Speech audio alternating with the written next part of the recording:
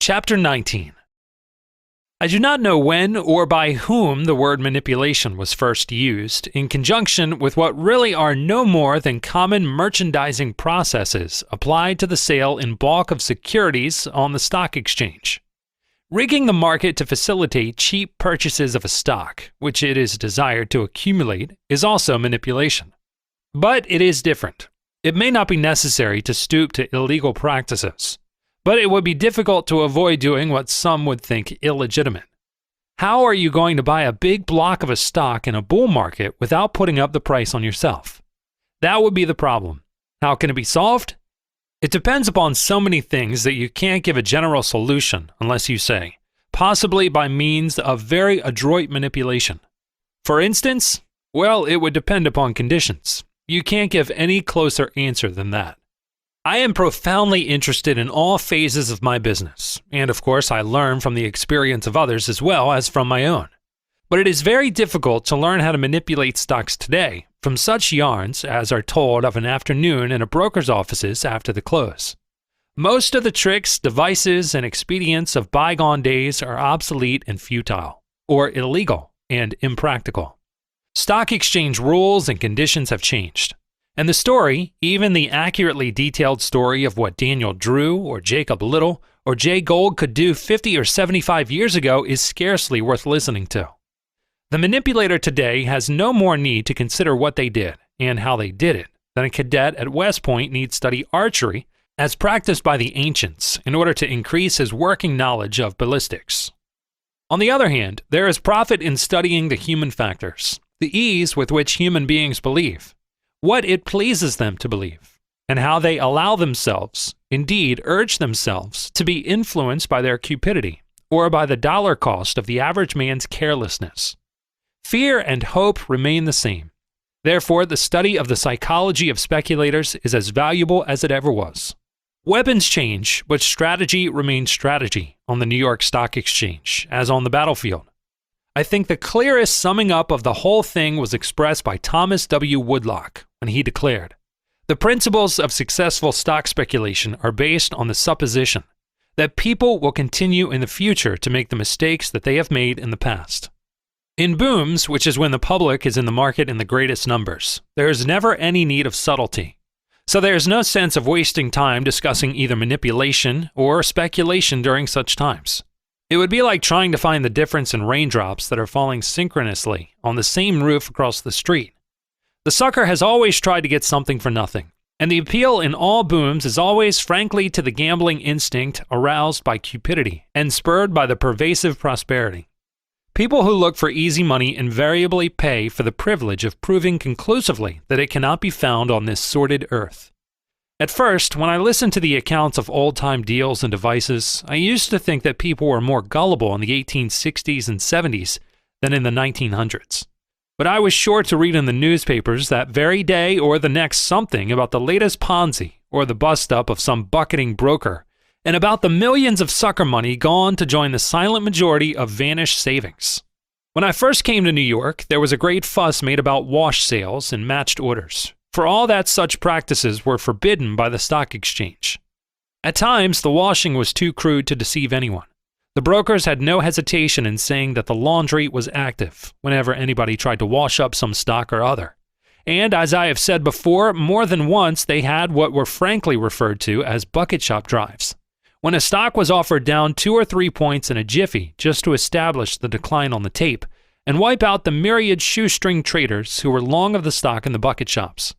As for matched orders, they were always used with some misgivings by reason of the difficulty of coordinating and synchronizing operations by brokers, all such business being against stock exchange rules.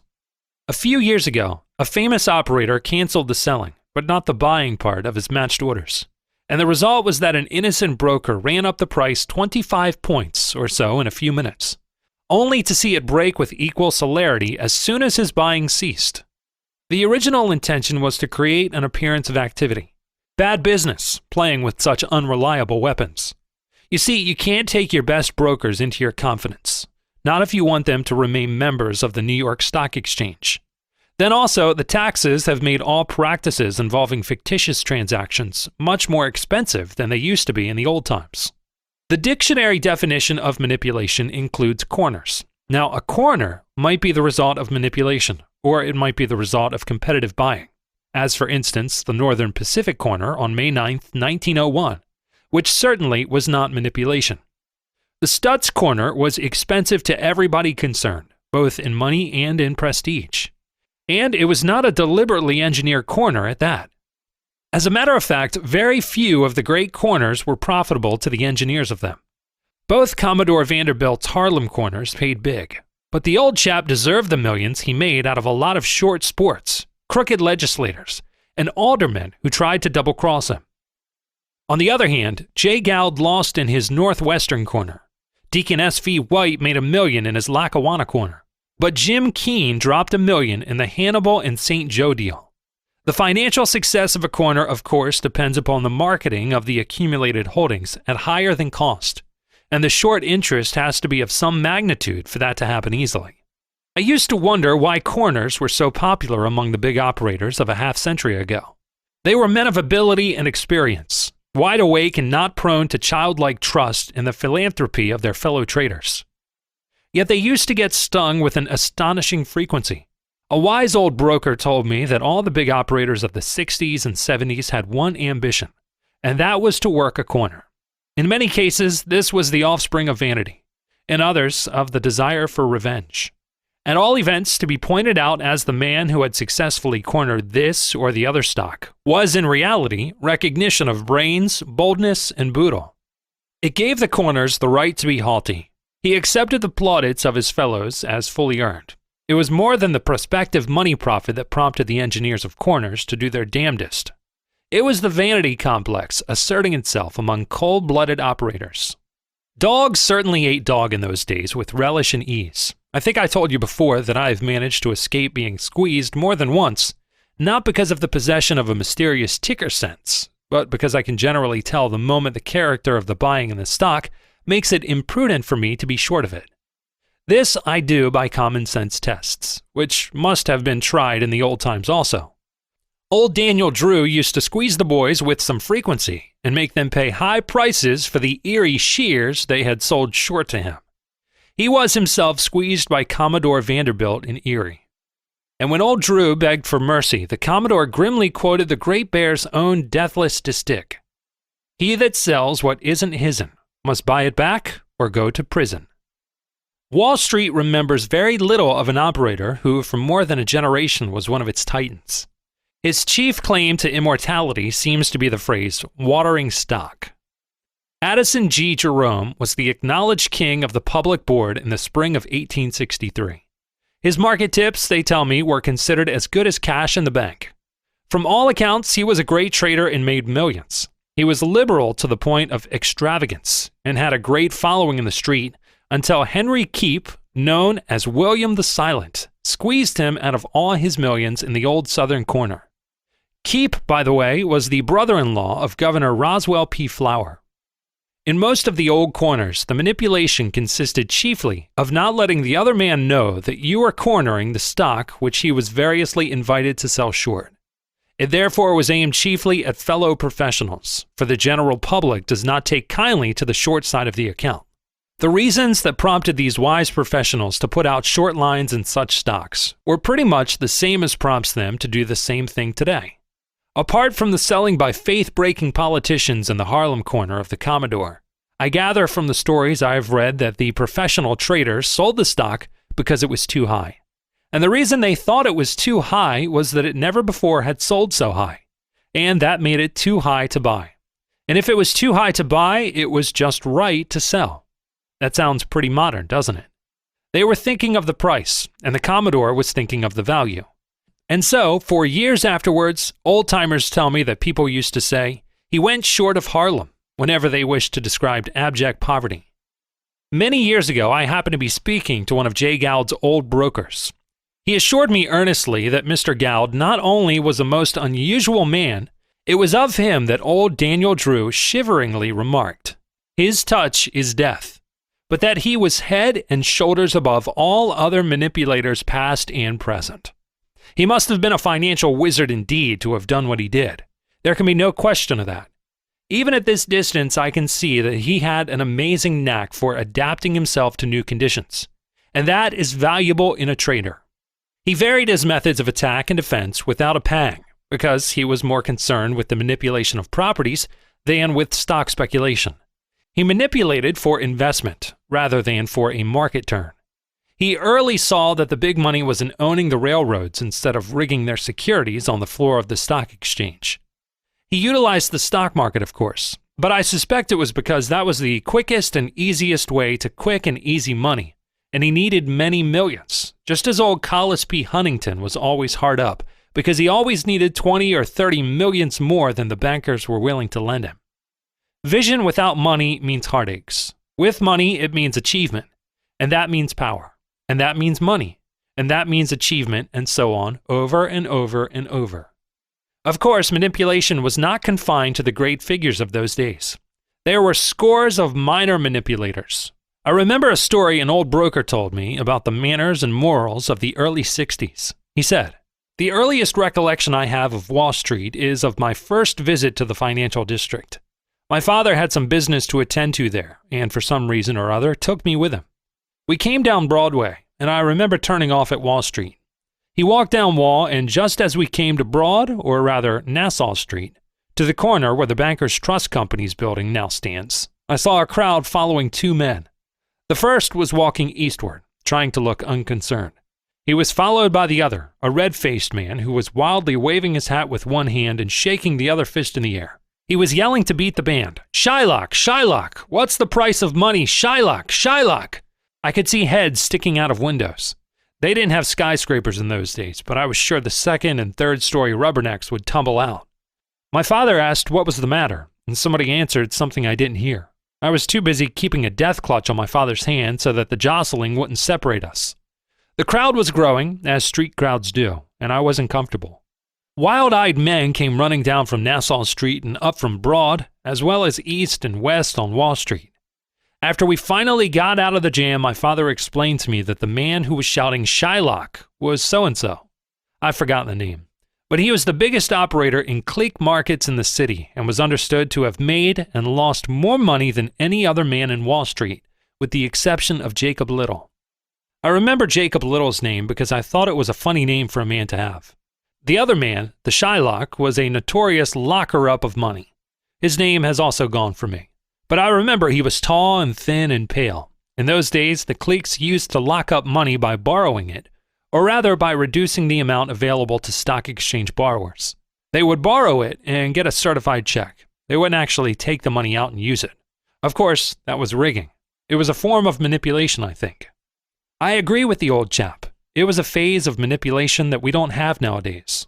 I myself never spoke to any of the great stock manipulators that the street still talks about. I don't mean leaders, I mean manipulators. They were all before my time, although when I first came to New York, James R. Keene, greatest of them all, was in his prime.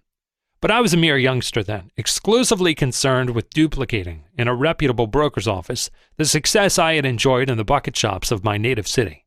And then, too, at the time, Keene was busy with the U.S. steel stocks, his manipulative masterpiece. I had no experience with manipulation. No real knowledge of it or of its value or meaning, and for that matter, no great need of such knowledge. If I thought about it at all, I suppose I must have regarded it as a well-dressed form of thimble rigging, of which the lowbrow form was such tricks as had been tried on me in the bucket shops. Such talk as I since have heard on the subject has consisted in great part of surmises and suspicions, of guesses rather than intelligent analyses. More than one man who knew him well has told me that Keene was the boldest and most brilliant operator that ever worked in Wall Street. That is saying a great deal, for there have been some great traders. Their names are now all but forgotten, but nevertheless, they were kings in their day for a day. They were pulled up out of obscurity into the sunlight of financial fame by the ticker tape, and the little paper ribbon didn't prove strong enough to keep them suspended there long enough for them to become historical fixtures. At all events, Keene was by all odds the best manipulator of his day, and it was a long and exciting day. He capitalized his knowledge of the game, his experience as an operator, and his talents when he sold his services to the Havemeyer brothers, who wanted him to develop a market for the sugar stocks. He was broke at the time, or he would have continued to trade on his own hook. And he was some plunger. He was successful with sugar, made the shares trading favorites, and that made them easily vendable.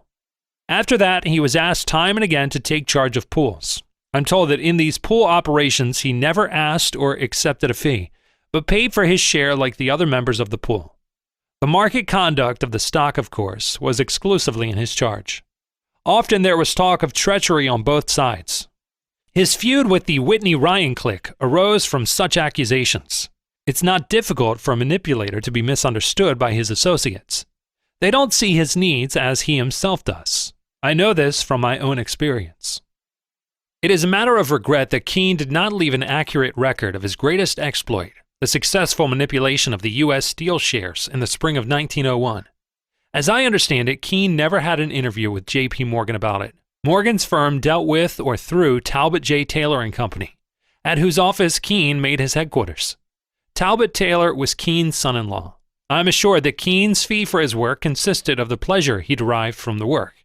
That he made millions trading in the market he helped to put up that spring is well known. He told a friend of mine that in the course of a few weeks, he sold in the open market for the Underwriters Syndicate more than 750,000 shares. Not bad when you consider two things: that they were new and untried stocks of a corporation whose capitalization was greater than the entire debt of the United States at that time.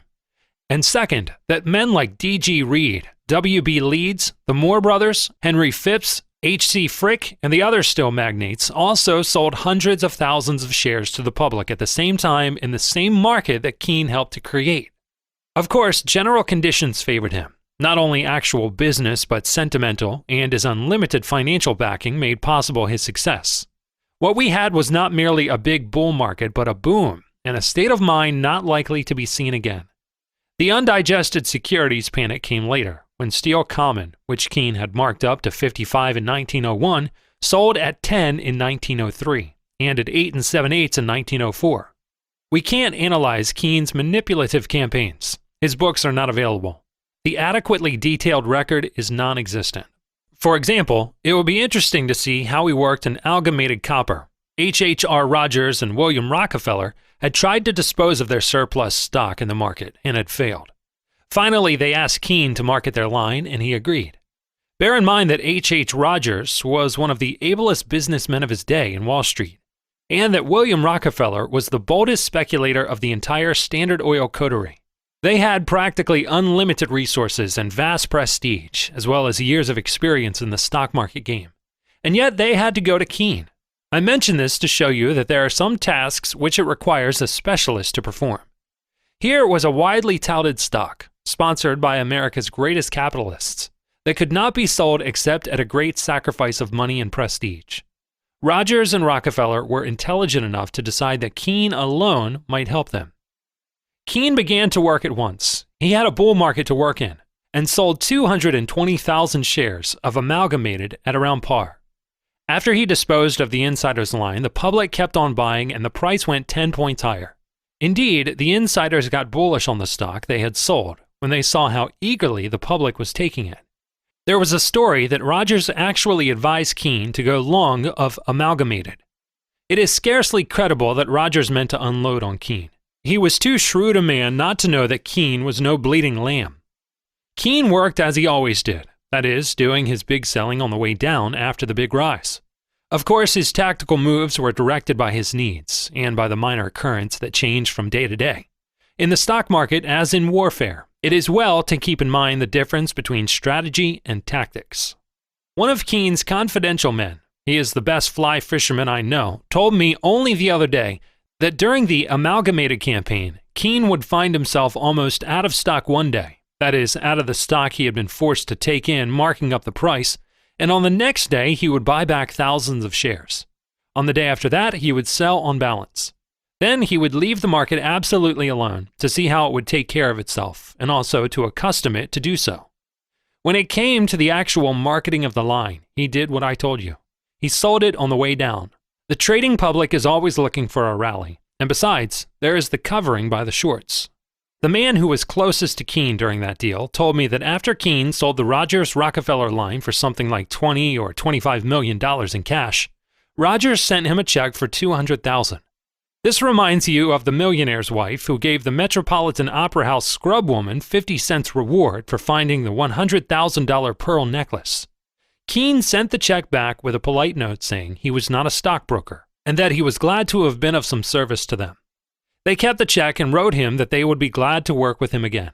Shortly after that, H. Rogers gave Keene the friendly tip to buy Amalgamated at around 1:30.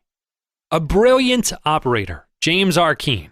His private secretary told me that when the market was going his way, Mr. Keene was irascible, and those who knew him say his irascibility was expressed in sardonic phrases that lingered long in the memory of his hearers. But when he was losing, he was in the best of humor, a polished man of the world, agreeable, epigrammatic, interesting. He had in superlative degree the qualities of mind that are associated with successful speculators anywhere. That he did not argue with the tape is plain. He was utterly fearless, but never reckless. He could and did turn in a twinkling if he found he was wrong. Since his day, there have been so many changes in stock exchange rules and so much more rigorous enforcement of old rules, so many new taxes on stock sales and profits and so on, that the game seems different. Devices that Keene could use with skill and profit can no longer be utilized. Also, we are assured the business morality of Wall Street is on a higher plane. Nevertheless, it is fair to say that in any period of our financial history, Keene would have been a great manipulator, because he was a great stock operator and knew the game of speculation from the ground tip. He achieved what he did because conditions at the time permitted him to do so. He would have been as successful in his undertakings in 1922 as he was in 1901, or in 1876, when he first came to New York from California and made $9 million in 2 years. There are men whose gait is far quicker than the mob's. They are bound to lead no matter how much the mob changes. As a matter of fact, the change is by no means as radical as you'd imagine. The rewards are not so great, for it is no longer pioneer work, and therefore it is not pioneer's pay. But in certain respects, manipulation is easier than it was. In other ways, much harder than in Keene's day. There is no question that advertising is an art, and manipulation is the art of advertising through the medium of the tape. The tape should tell the story the manipulator wishes its readers to see. The truer the story, the more convincing it is bound to be. And the more convincing it is, the better the advertising is. A manipulator today, for instance, has not only to make a stock look strong, but also to make it be strong. Manipulation, therefore, must be based on sound trading principles. That is what made Keene such a marvelous manipulator. He was a consummate trader to begin with,